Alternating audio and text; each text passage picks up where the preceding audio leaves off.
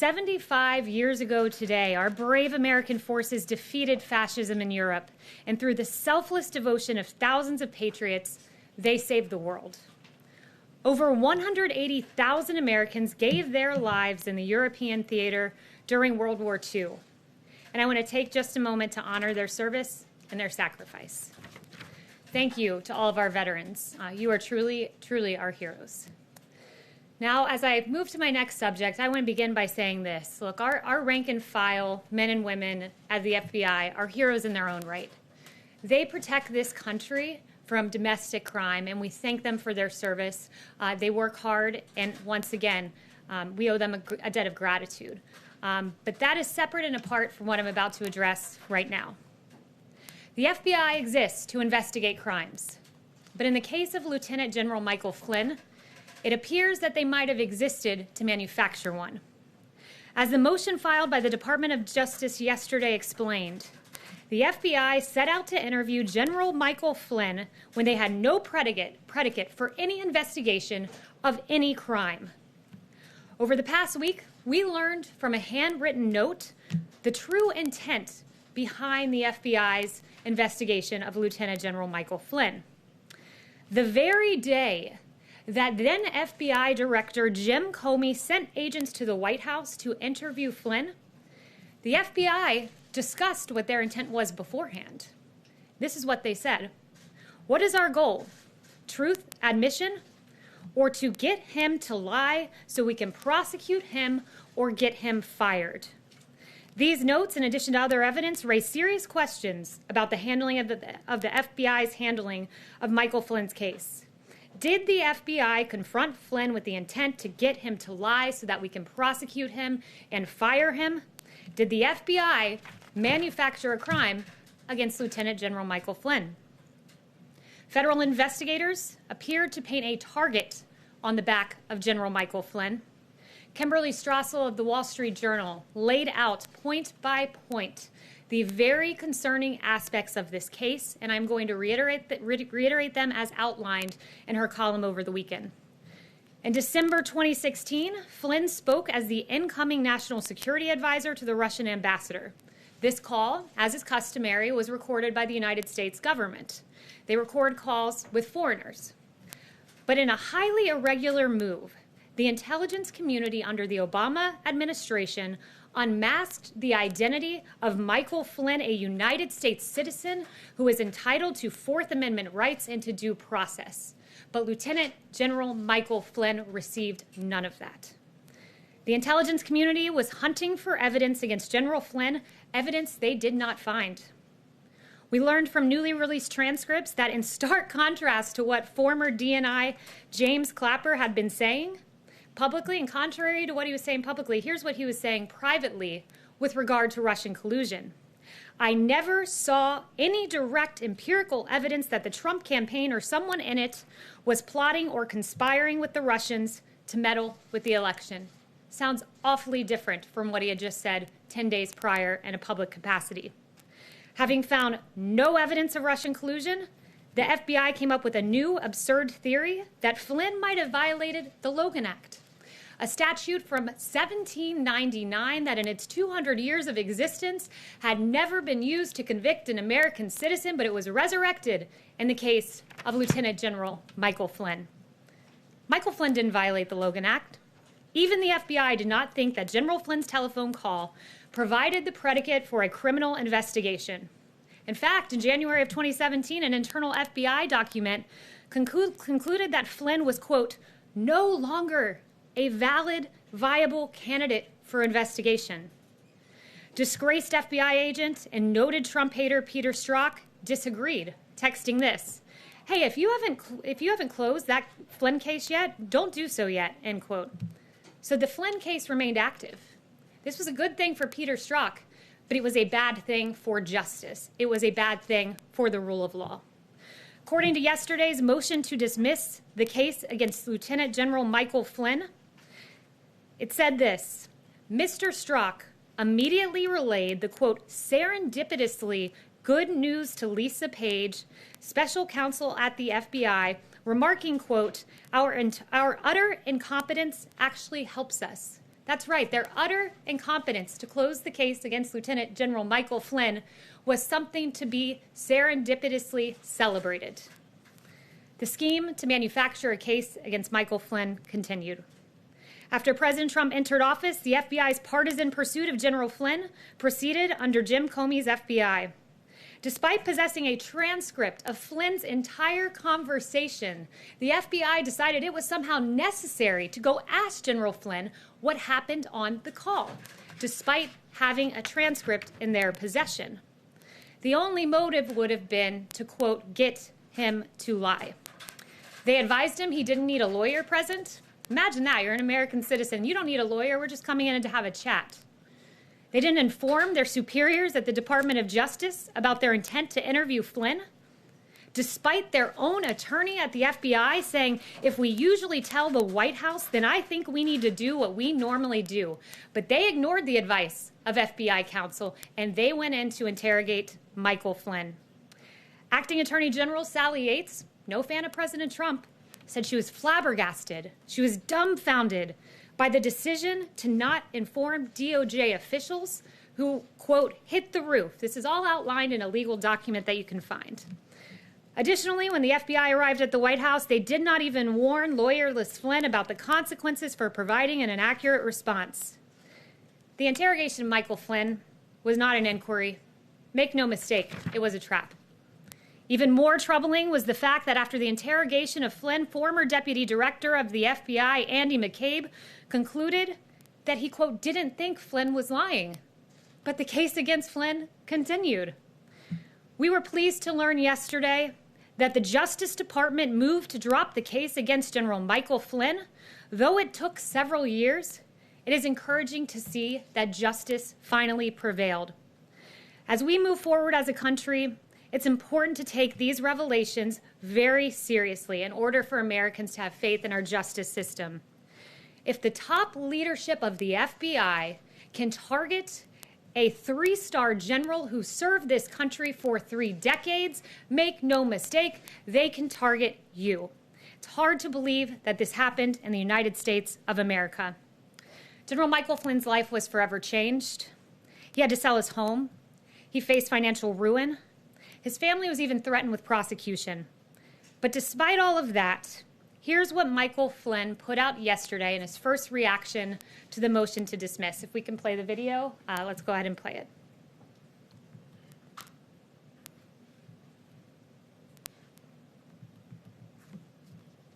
Don't think we have the video queued, but I encourage you all to go on General Flynn's Twitter feed, and what you'll see is a really beautiful video of his grandson talking about how much he loves this country and how everyone deserves justice for all, and how commendable that is for General Flynn at a time when he was so gravely wronged to say this: I still believe in this country, I still believe in America, I still believe in the principles that make this country the greatest on earth.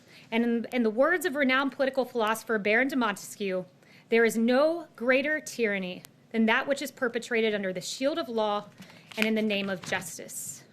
I hope the media will take these questions very seriously, will report the facts. There was heavy interest in the first iteration of Flynn News from many years ago that got 4 times the coverage that the exoneration of Michael Flynn got today. That was a report by Media Research Center. So these facts are important, and thank you very much for those who have taken interest in reporting. And with that, I'll take questions. Thank you. Jim, you were so kind on the trip the other day to Honeywell, so you get the first one.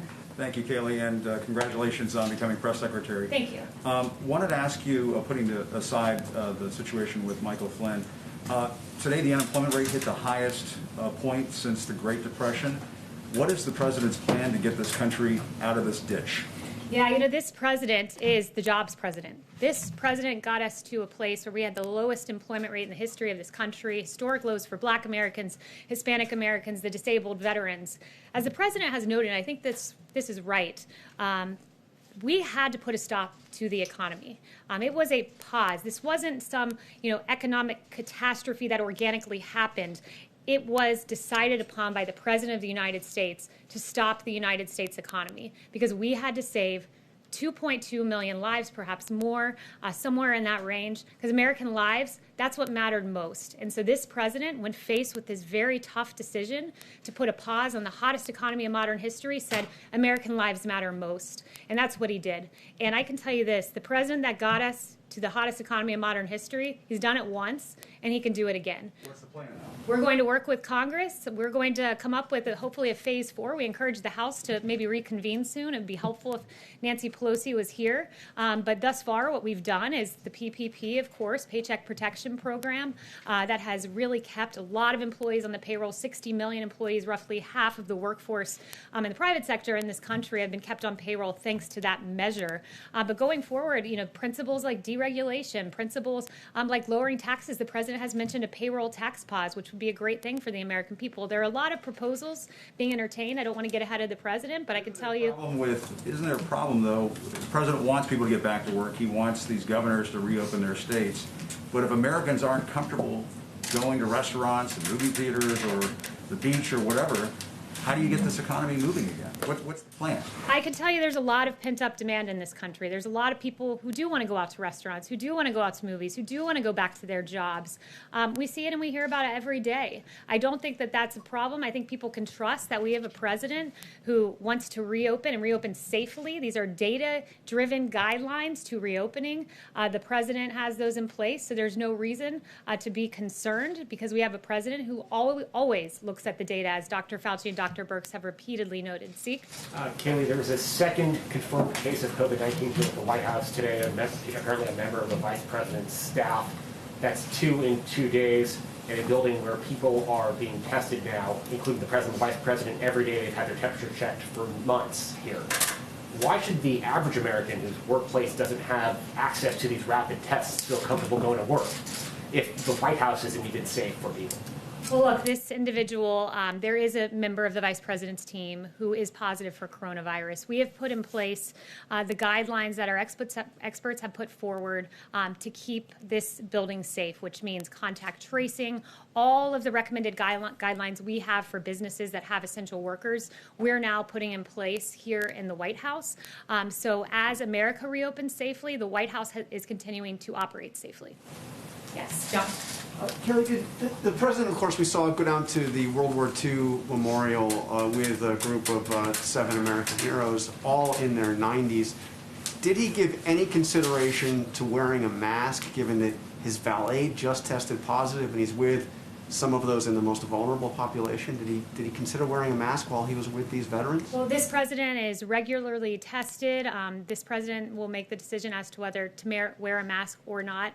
I can tell you that those veterans are protected. They made the choice to come here because they've chosen to put their nation first. They wanted to be with their commander-in-chief on this momentous day, and it was their choice to come here. And I can tell you that the president always puts the safety of our veterans first and of the American people first. Well, how much exposure has he had to his valet?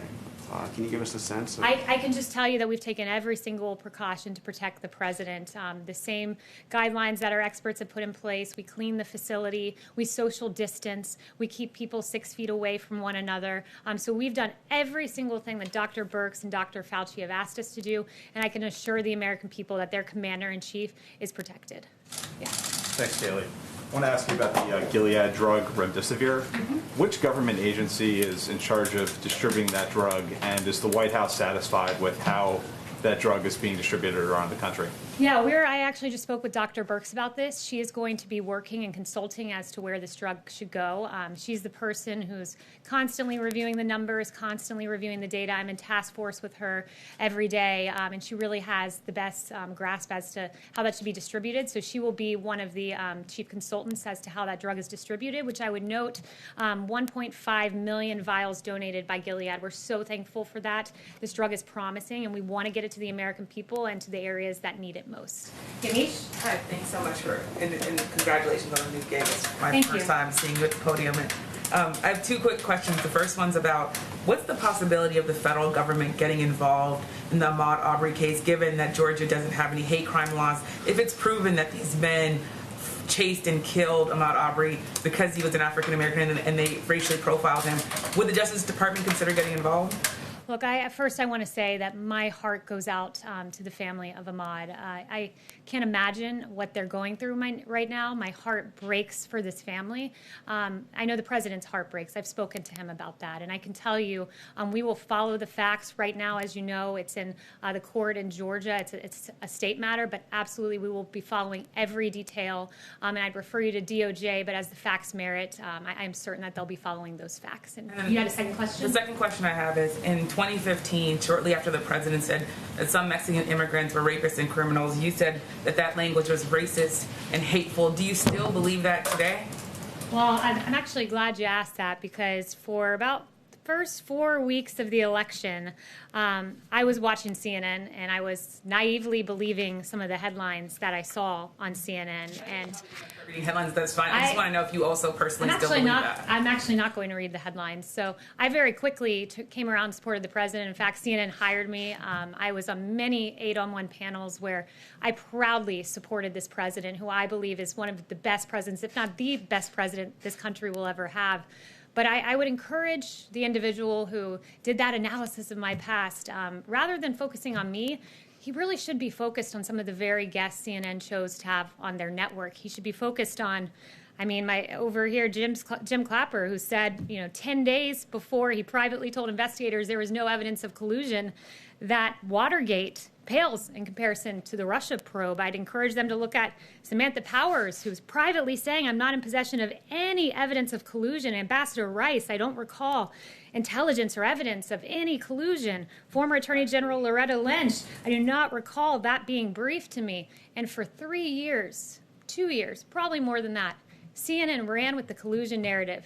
And if the American people are watching right now, you're probably very confused as to some of the quotes I read, because those individuals were saying much different things publicly than they were saying privately. And I'm very grateful that those transcripts were released yesterday. And perhaps the K-File should do an analysis of that. Yes, Ebony? Are you walking back those comments today at all? Or do you stand by those comments that you made? I support this president. There is no questioning that. I'm so honored to work for him. And Ebony, next question. Thank you. On the Michael Flynn case, Kayleigh, documents released yesterday suggest members of the intelligence community tried to keep the case against Michael Flynn ongoing.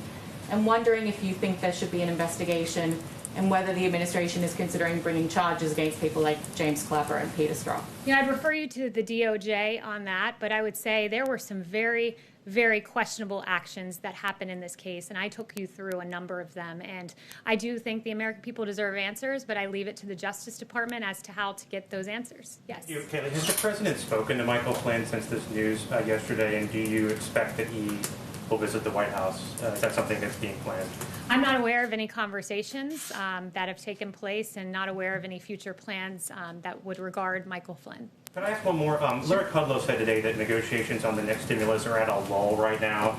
Given where the numbers are in unemployment, from your perspective, from the White House perspective, why is it at a lull right now? Well, look, I think Nancy Pelosi should explore coming back and having the House come back and having those discussions. We know the Senate is here. I think it's important for us to move and look at a phase 4. The president thinks so too. So those negotiations will happen, but a big part of that is, we need the House. We need Nancy Pelosi to come back from California and get to Washington, D.C. and to work for the American people. Yeah. Thank you, and congratulations on your new role. Thank you very much. Yeah. Following up on Jim's questions about getting the economy started again, does the president see the CDC guidelines as an obstacle to getting the country back up and running again? And if it does not see the CDC guidelines as an obstacle, why not release those guidelines to the public and also follow them as we move forward? So I assume you're talking about the guidelines that were widely reported about yesterday about daycares. Yes. Yes. So I would ask you, what's the definition of CDC guidelines? Is it something that the CDC director has actually seen? I would endeavor to say yes. Is it something that a rogue CDC employee leaks to you guys? No, those aren't CDC guidelines. Those are guidelines in draft form that a rogue employee has given you for whatever personal reason they've decided to do that. Those guidelines are in the editing process. We want the American people to get as much information as they can possibly have at this time. That's why we have the phased reopening guidelines, the data-driven guidelines. Those CDC guidelines are going through an editing process, and when we have those, you guys will be the first to know. Are we on time, Melissa? Okay, what's our exact? 2 to 1. 2 minutes to 1. Oh, 2 minutes to 1. I'm sorry to cut this short, but as you know, you guys were supposed to be 3 minutes ago with the President of the United States. So I will leave you guys with that. I hope you have a wonderful Why did weekend. you spend the first part of And this briefing thanks so talking much, about everyone. Mike Flynn, when both the Justice president and matters. vice president were exposed to coronavirus and we had historic unemployment? Is that really what's top of mind today for the White House?